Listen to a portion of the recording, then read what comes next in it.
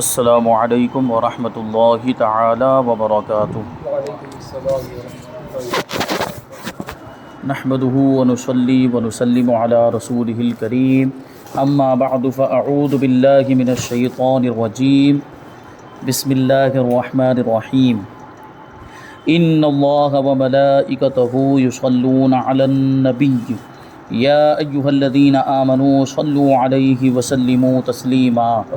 اللہم صل علی سیدنا ومولانا محمد معدن الجود والکرم وآلہ الکرام وابنہ الکریم وبارک وسلم صلاۃ وسلاما علیک یا رسول اللہ صلی اللہ تعالی علیہ وسلم۔ وقف کا بیان جاری ہے، اس میں مسجد کے احکام بیان کیے جا رہے ہیں، یعنی مسجد سے جو وقف کے مسائل تعلق رکھتے ہیں ان کو بیان کر رہے ہیں۔ اسی میں یہ سوال ہے کہ مسجد کے کسی حصے کو کرائے پر دینا کہ اس کی آمدنی مسجد پر خرچ ہوگی، یہ کیسا ہے؟ اس کا جواب یہ ہے کہ مسجد کا کوئی حصہ کرائے پر دینا کہ اس کی آمدنی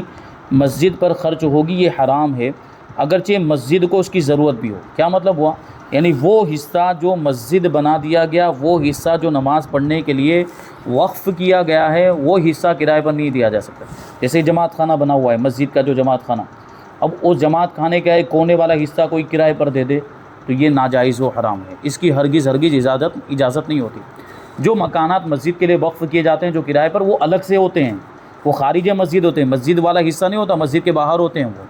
وہ مسجد کے حصے میں شمار نہیں۔ اگر مسجد کے احاطے میں اگرچہ ہوتے بھی ہیں لیکن وہ مسجد کے حکم میں نہیں ہوتے،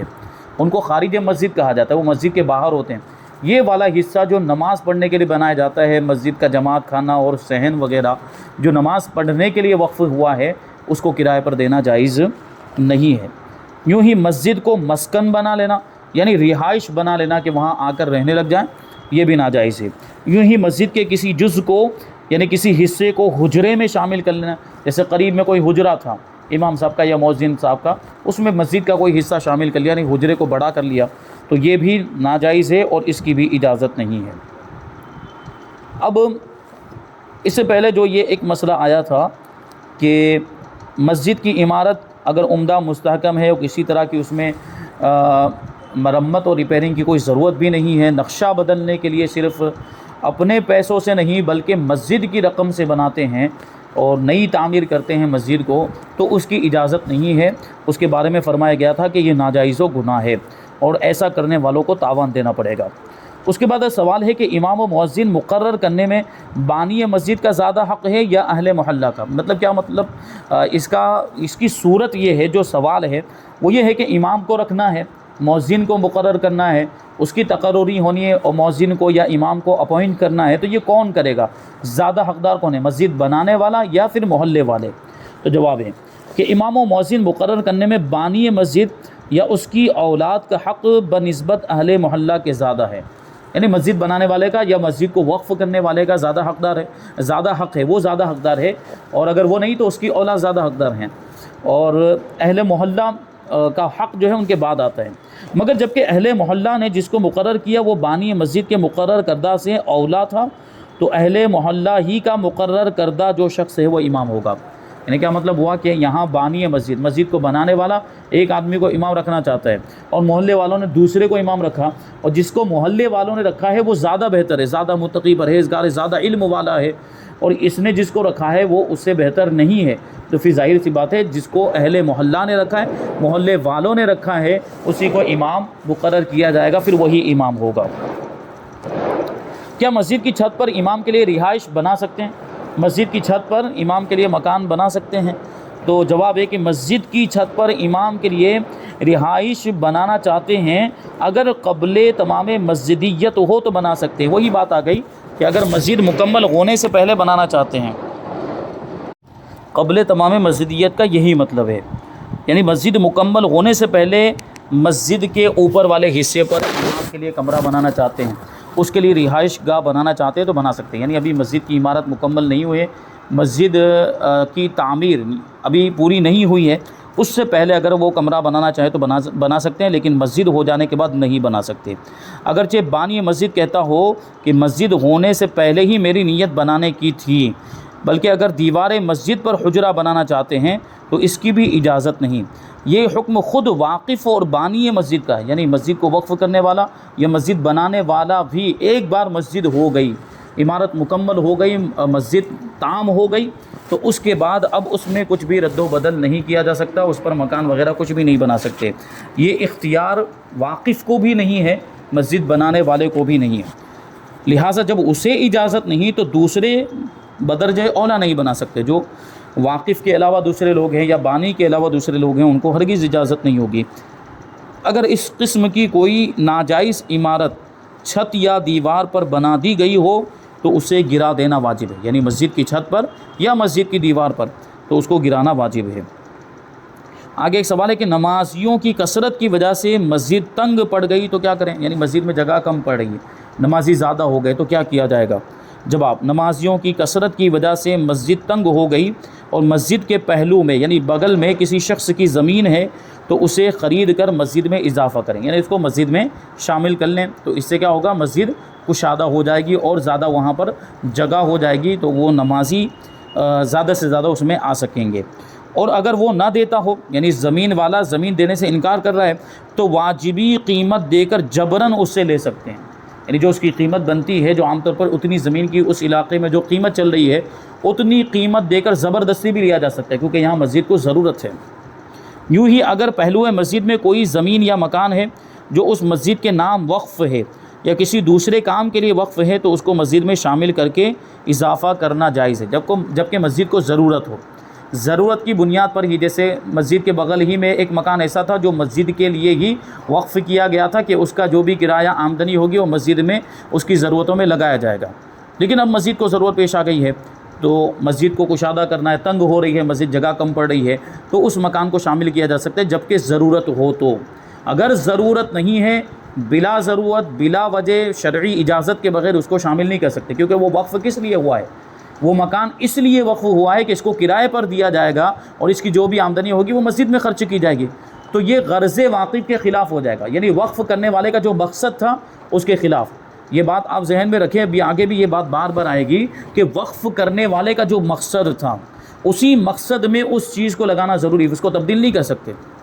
جیسے یہ مکان کی ابھی بات چلی ہے کہ کوئی مکان مسجد کے لیے وقف کیا اور وقف کرنے والے کی غرض اور اس کا مقصد یہ ہے کہ اس کی آمدنی اور کرایہ جو کچھ بھی آئے گا وہ مسجد میں وقف کیا جائے گا، تو اسی طور پر اس کو استعمال کر سکتے ہیں، دوسرے کسی کام میں استعمال نہیں۔ اب اس کو کرائے پر دینے کے لیے اس نے وقف کیا تھا، اب اس کو مسجد کے لیے استعمال کرنے لگ جائیں، مسجد کا سامان رکھنے لگ جائیں، اس کو اسٹور روم بنا دیا یا جو ہے کہ مؤذن کو دے دیا رہنے کے لیے، امام کو، یہ نہیں کر سکتے۔ جب کرائے پر دینے کے لیے اس نے وقف کیا ہے تو کرائے پر ہی دینا پڑے گا۔ اسی طرح اب یہ بھی بات سمجھ میں آ گئی کہ اگر مؤذن کے کمرے کے طور پر دیا یا امام کے کمرے کے طور پر دیا تو اب اس کو کرائے پر نہیں چلا سکتے۔ دونوں صورتیں ذہن میں رہنی چاہیے، یعنی واقف کی غرض کا لحاظ کرنا ضروری ہے کہ وقف کرنے والے کا مقصد کیا تھا، جو چیز جس کام کے لیے وقف کی گئی ہے اسی کام میں اس کو استعمال کیا جا سکتا ہے، اسے چھوڑ کر دوسرے کام میں اس چیز کو ہم استعمال نہیں کر سکتے۔ بہرحال اگر مسجد کو ضرورت ہے تو ایسا کوئی مکان ہے جو وقف کیا گیا تھا اس کو مسجد میں شامل کرنا جائز ہے، البتہ اس کی ضرورت ہے کہ قاضی سے اجازت حاصل کریں۔ قاضی سے مراد یہاں پر نکاح پڑھانے والا قاضی نہیں ہے، بلکہ قاضی شرع مراد ہے، شریعت کا قاضی جو شریعت کے فیصلے کرے۔ یہ پرانے زمانے میں بادشاہ اسلام جو اسلامی حکومت ہوتی تھی ان کی طرف سے قاضی مقرر ہوتے تھے، اور نکاح طلاق وغیرہ کے یا آپس کے اختلاف کے جو جھگڑے وغیرہ ہوتے تھے مقدمات لے کر قاضی شرع کے پاس لوگ پہنچتے تھے۔ اس زمانے میں یہ اس طرح کی سیکولر حکومت نہیں، جہاں پر مطلب اسلامی حکومت تھی وہاں کی بات ہے، تو وہ شریعت کی روشنی میں جو ہے کہ اپنے مسائل حل کرتے تھے، تو وہ قاضی شرع ہوتا تھا جو سب کے مسئلوں کا اور جو بھی اختلافات ہوتے ان کا تصفیہ کرتا اور فیصلہ کیا کرتا تھا۔ تو ایسی صورت میں وہاں قاضی کے پاس جا کر اجازت لینی پڑے گی، لیکن اگر کہیں قاضی نہیں ہے تو پھر کیا کیا جائے؟ تو اگر کہیں قاضی نہیں ہے تو عالم علماء بلد، یعنی شہر کا سب سے بڑا عالم، جو شہر کا سب سے بڑا عالم ہو یا شہر کا سب سے بڑا مفتی ہو، کہ لوگ اپنے مسائل پوچھنے کے لیے اس کے پاس رجوع کرتے ہوں، یعنی فتویٰ پوچھنے کے لیے جاتے ہوں، سوال پوچھنے کے لیے جاتے ہوں، مسئلہ پوچھنے کے لیے جاتے ہوں، تو ایسے کے پاس جائیں، ایسے کسی مفتی اتنے بڑے عالم کے پاس جائیں جو شہر کا سب سے بڑا عالم ہو، اس کے پاس جائیں اور یہ مکان کو جو شامل کرنا چاہ رہے ہیں اس کی اجازت لے کر آئیں پہلے، کیونکہ پہلے ہی میں نے بتا دیا کہ غرض واقعی کے خلاف کرنا جائز نہیں۔ جو سائڈ میں مکان وقف ہوا وہ کرائے پر دینے کے لیے وقف ہوا ہے، اور اب اس مکان کو ہم کس میں شامل کرنا چاہ رہے ہیں؟ مسجد میں شامل کرنا چاہ رہے ہیں، تو قاضی کی اجازت ضروری ہے، اور قاضی نہیں ہے تو شہر کے سب سے بڑے عالم سے اجازت لے کر اس کو شامل کر سکتے ہیں۔ یوں ہی اگر مسجد کے برابر وسیع راستہ ہو، مسجد کے قریب میں جیسے یہ جماعت خانہ اس کے قریب میں مان لیجئے کہ ایک چوڑا راستہ یہاں سے ایسے گزرتا ہے، تو اس میں سے اگر کچھ جز یعنی اس راستے کا کچھ حصہ مسجد میں شامل کر لیا جائے تو جائز ہے، جبکہ راستہ تنگ نہ ہو جائے، یعنی شامل کرنے کی وجہ سے راستہ چھوٹا نہ ہو جائے کہ اب چلنے والوں کو تکلیف ہوگی، وہاں سے گزرنے والوں کو تکلیف ہوگی اور اس کی وجہ سے لوگوں کو حرج ہوگا، تو ایسی صورت میں پھر راستے کی زمین کو اس میں شامل کرنا جائز نہیں ہوگا۔ اور اب تو ہمارے یہاں جو ہم ہندوستان ملک کے اندر رہتے ہیں تو شرعی مسائل بیان کیے جاتے ہیں، اسلامی حکومت کے اعتبار سے کچھ مسائل ہوتے ہیں، اسلامی حکومت ہے، اسلامی ملک ہے، اور ایسا کوئی چوڑا راستہ ہے کہ اگر تھوڑا سا حصہ ہم مسجد کے اندر شامل کر لیتے ہیں تو گزرنے والوں کو کوئی تکلیف نہیں ہوگی، تو یہ جائز، کوئی حرج نہیں۔ لیکن ہم جو رہ رہے ہیں ابھی یہ سیکولر ملک کے اندر رہ رہے ہیں، یہ جو کنٹری یہ جمہوری ملک ہے، اگر یہاں ہم نے ایسا کیا کہ گورنمنٹ کا کوئی راستہ تھا اور اس کو ہم نے شامل کر لیا تو قانونی کارروائی ہو جاتی ہے اور دیگر معاملات کا ہمیں سامنا کرنا پڑتا ہے، تو وہاں جو ہے کہ یہ سب نہیں کر سکتے۔ دوسرا کوئی طریقہ اختیار کیا جائے۔ سوال کہ کیا ایسا مکان جو اس طور پر وقف ہو کہ اس کی آمدنی مسجد پر خرچ ہوگی، اسے مسجد میں شامل کیا جا سکتا ہے؟ وہی بات آ گئی۔ کیا بات تھی کہ مکان ایسا ہے جس کو کرائے پر چلانے کے لیے دیا گیا ہے، اس کا جو بھی کرایہ اور آمدنی آئے گی وہ مسجد میں خرچ کی جائے گی، اب اس کو مسجد میں شامل کرنا کیسا؟ تو جواب ہے کہ اگر مسجد تنگ ہو، جماعت کی دقت ہوتی ہے، جگہ کی حاجت ہے، جگہ کی ضرورت ہے، تو یہ زمین مسجد میں شامل کر دی جائے، یعنی یہ مکان مسجد میں شامل کیا جا سکتا ہے، ورنہ نہیں۔ یعنی اگر ضرورت اور حاجت نہیں ہے، ویسے ہی مسجد میں کافی جگہ ہے اور نمازیوں کے لیے کافی ہے اور نمازی اس میں آرام سے آ بھی جاتے ہیں، سب کے لیے وہ جگہ جو ہے کہ تنگ نہیں ہے جگہ، تو ایسی صورت میں پھر وہ مکان جو کرائے پر چلانے کے لیے وقف کیا گیا ہے اس کو مسجد میں شامل نہیں کر سکتے، کہ وہ مسجد کے لیے وقف ہے، نہ کہ مسجد کر لینے کے لیے۔ یعنی اس کی مسجد کے لیے وقف کا کیا مطلب ہوا؟ اس کی آمدنی مسجد میں خرچ کی جائے گی، مسجد بنانے کے لیے وقف نہیں کیا۔ یعنی وقف کرنے والے نے جب وہ مکان دیا ہوگا تو یہ تھوڑی کہا کہ اس کو میں نے مسجد کیا، اس کو میں نے مسجد بنایا، نہیں، مسجد کے لیے وقف کیا کا مطلب کہ اس کی آمدنی، اس کا کرایہ وغیرہ جو کچھ بھی آئے گا وہ مسجد میں لگایا جائے گا۔ تو یہ غرض واقف جو بار بار جو بات آ رہی ہے، واقف کی غرض کا لحاظ کہ اس نے کس مقصد کے لیے جو ہے کہ اس نے وقف کیا ہے، اس کا لحاظ کرنا بہت ضروری ہے۔ مسجد تنگ ہو گئی، ایک شخص کہتا ہے کہ مجھے مسجد دے دو، اسے میں اپنے مکان میں شامل کر لوں اور اس کے عوض میں وسیع اور بہترین زمین میں تمہیں دیتا ہوں، تو کیا مسجد کو بدل سکتے ہیں؟ جیسے مان لیجئے کہ مسجد کے پہلو میں ایک شخص کا مکان ہے، وہ مسجد چھوٹی سی تھی، اب وہاں پر زیادہ لوگ آ کر بس گئے، آبادی بڑھ گئی ہے، مسجد چھوٹی پڑنے لگ گئی، مسجد کی جگہ تنگ ہونے لگ گئی، تو ایسی صورت میں جس کا مکان بغل میں ہے وہ کیا کہتا ہے کہ مسجد مجھے دے دو، اس مسجد کو میں اپنے مکان میں شامل کر لیتا ہوں، اس کو میں اپنا مکان بنا لوں گا اور اس کی جگہ پہ دوسرے کسی علاقے میں یا دوسری کسی جگہ پر میں ایک بڑی وسیع اور بہت کشادہ زمین دے دیتا ہوں، وہاں پر بڑی مسجد بنا لینا جو سب کے لیے کافی ہو جائے گی۔ تو کیا ایسا کرنا جائز ہے؟ پہلے یہ بات آ چکی ہے کہ جو جگہ ایک بار مسجد ہو جاتی پھر قیامت تک وہ مسجد ہے، اس کو بدلا نہیں جا سکتا۔ اگر ایسا کچھ ہوتا تو بابری مسجد کے لیے ہم اتنا سب کیوں لڑتے ہیں؟ جو جگہ ایک مرتبہ مسجد ہو گئی تو پھر وہ قیامت تک کے لیے مسجد، ہمیشہ کے لیے مسجد ہے۔ اگر بدلنا جائز ہوتا تو یہاں بھی سمجھوتا ہو جاتا بابری مسجد کے اندر، ہم نے سمجھوتا نہیں کیا۔ بہرحال یہ جو کچھ بھی ہوا، جو فیصلہ ظلماً فیصلہ ہوا ہے، جو اس طرح کے فیصلے شریعت کے خلاف۔ بہرحال جو سوال دوسرا ہے کہ مسجد تنگ ہو گئی تو ایک شخص یہ کہہ رہا ہے کہ مجھے دے دو، میں اپنے مکان میں شامل کر لوں اور اس کے بدلے میں دوسری ایک بڑی جگہ دے دیتا ہوں، وہاں پہ تم مسجد بنا لینا۔ تو کہتے ہیں کہ اس صورت میں بھی مسجد کو بدلنا جائز نہیں ہے، اس کی ہرگز اجازت نہیں۔ ایک شخص نے مسجد بنائی اور شرط کر دی کہ مجھے اختیار ہے کہ اسے مسجد رکھوں یا نہ رکھوں، تو کیا حکم ہے؟ یعنی مسجد بناتے وقت وہ یہ شرط کر رہا ہے کہ میں چاہوں گا وہاں تک مسجد رکھوں گا اور پھر میں چاہوں گا تو اس کو بدل بھی سکتا ہوں،